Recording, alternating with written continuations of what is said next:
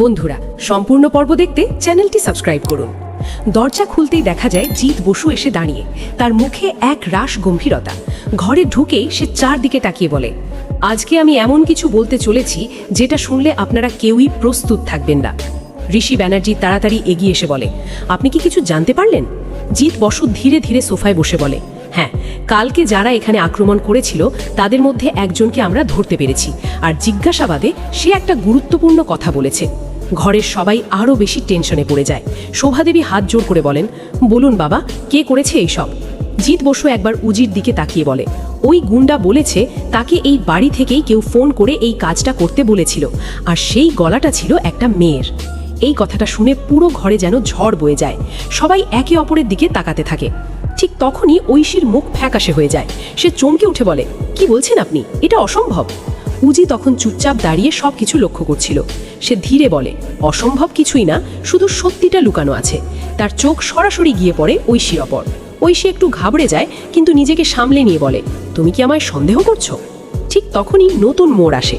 জিৎ বসু বলে, আরও একটা নাম সামনে এসেছে, ইশিকা। এই নামটা শুনে ঐশী একেবারে স্তব্ধ হয়ে যায়, কারণ ইশিকার সাথে তার গোপন যোগাযোগ ছিল, যেটা কেউ জানতো না। ঋষি অবাক হয়ে বলে, ইশিকা? ও আবার কে? উজি একটু এগিয়ে এসে বলে, ইশিকা হলো সেই মেয়েটা যে বাইরে থেকে এই পুরো প্ল্যানটা চালাচ্ছিল, কিন্তু সে একা না, কেউ একজন ভেতর থেকে তাকে সাহায্য করছিল।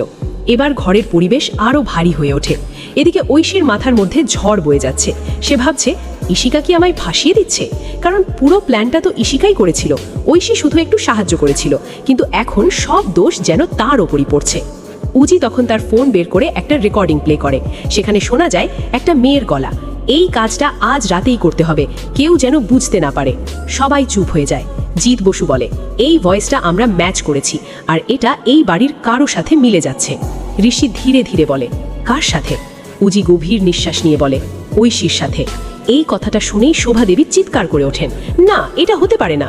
কিন্তু প্রমাণ একের পর এক সামনে আসতে থাকে। কল রেকর্ড, লোকেশন আর ভয়েস ম্যাচিং সব কিছুই ঐশীর দিকেই ইঙ্গিত করছে। ঐশী আর নিজেকে ধরে রাখতে পারে না। সে কাঁদতে কাঁদতে বলে, হ্যাঁ, আমি ফোন করেছিলাম, কিন্তু আমি কাউকে মারতে বলিনি, আমি শুধু ভয় দেখাতে চেয়েছিলাম। সবাই অবাক হয়ে যায়। ঋষি রাগে বলে, তুই পাগল হয়ে গেছিস? এইভাবে কেউ নিজের বাড়ির লোককে ফাঁসায়? ঐশী তখন বলে, আমি একা না, ইশিকা আমাকে বলেছিল এটা করলে সব ঠিক হয়ে যাবে, উজি বাড়ি থেকে দূরে চলে যাবে। তার এই স্বীকারোক্তিতে সব কিছু পরিষ্কার হয়ে যায়। কিন্তু ঠিক তখনই জিৎ বসু বলে, গল্প এখানেই শেষ না, আমরা ইশিকাকে ধরতে গিয়েছিলাম, কিন্তু সে পালিয়ে গেছে। এই খবর শুনে উজি আবার চিন্তায় পড়ে যায়। সে বুঝতে পারে আসল খেলা এখনো বাকি। উজি দৃঢ় গলায় বলে, যত দূরেই পালাক আমি ওকে খুঁজে বের করবই। তার চোখে তখন এক রাশ জেদ আর প্রতিজ্ঞা। গল্পের শেষে দেখা যায় দূরে কোথাও অন্ধকারে দাঁড়িয়ে ইশিকা ফোনে কারো সাথে কথা বলছে। প্ল্যানটা অর্ধেক সফল হয়েছে, কিন্তু উজি এখনো খেলায় আছে। এবার পরের চালটা আরও বড় হবে। আর এখানেই শেষ হয় সেই ধামাকাদার পর্ব, যেখানে বোঝা যায় সামনে আসছে আরও বড় ঝড়। পরের পর্ব শুরু হতেই দেখা যায় বাড়ির সবাই এখনো আগের ঘটনার ধাক্কা সামলাতে পারেনি। ঐশীর স্বীকারোক্তি যেন পুরো ব্যানার্জি বাড়ির ভিতটাই নড়িয়ে দিয়েছে। শোভাদেবী চুপচাপ বসে আছেন, চোখে জল। ঋষি এদিক ওদিক পায়চারা করছে রাগে আর হতাশায়। আর উজি, সে একদম নীরব, কিন্তু তার মাথার ভেতর চলছে একের পর এক হিসাব। উজি হঠাৎ বলে ওঠে, সবাই যেটা ভাবছে ব্যাপারটা ততটা সোজা না। মানে? উজি শান্ত গলায় বলে, ঐশী শুধু একটা মাধ্যম, আসল প্ল্যানটা করেছে ইশিকা, আর ওর পেছনে আছে আরও বড় কেউ।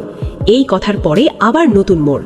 জিৎ বসু ফোন করে জানায়, উজি, আমরা ইশিকার লোকেশন ট্রেস করেছি, কিন্তু ব্যাপারটা একটু অদ্ভুত, ও বারবার লোকেশন বদলাচ্ছে, যেন কেউ তাকে সাহায্য করছে। উজি বুঝে যায় এটা একা ইশিকার কাজ নয়।